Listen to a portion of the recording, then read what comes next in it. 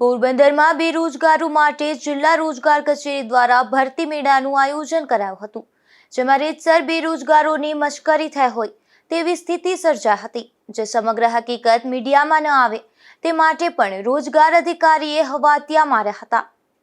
પોરબંદર જિલ્લામાં ઉદ્યોગોનું પ્રમાણ નહિવત હોવાથી બેરોજગારીનું પ્રમાણ વધુ છે, ત્યારે જિલ્લા રોજગાર કચેરી દ્વારા હવે ખાનગી નોકરીઓ આપવાનો પણ જસ લેવા અને પોતાની કામગીરી બતાવવા ખાનગી નોકરીદાતાઓની મદદથી ભરતી મેળાનું આયોજન કરવામાં આવે છે.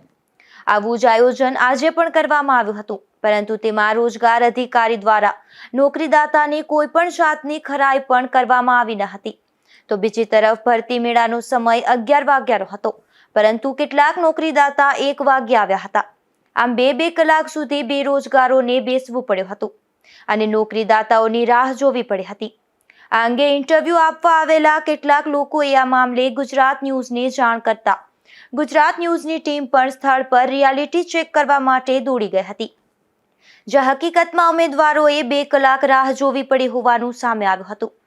આથી અહીં ફરજ પરના કર્મચારીને પૂછતા તેણે માહિતી આપવામાં ગલ્લા તલ્લા કર્યા હતા અને પોતાના સાહેબને બધી ખબર તેવું જણાવ્યું હતું.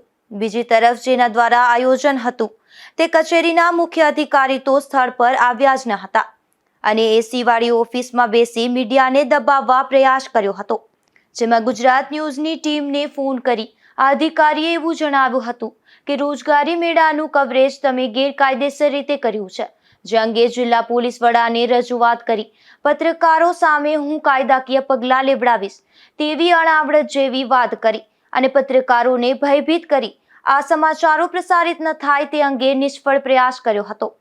તો બીજી તરફ રોજગાર કચેરી દ્વારા નોકરીદાતાઓની ખરાઈ ન કરવામાં આવતી હોવાની ફરિયાદો ઉઠી છે, તેમજ આવેલા અરજદારોને પણ કલાકો સુધી બેસાડી રાખી તેમની મશ્કરી કર્યા સમાન વાત બને છે.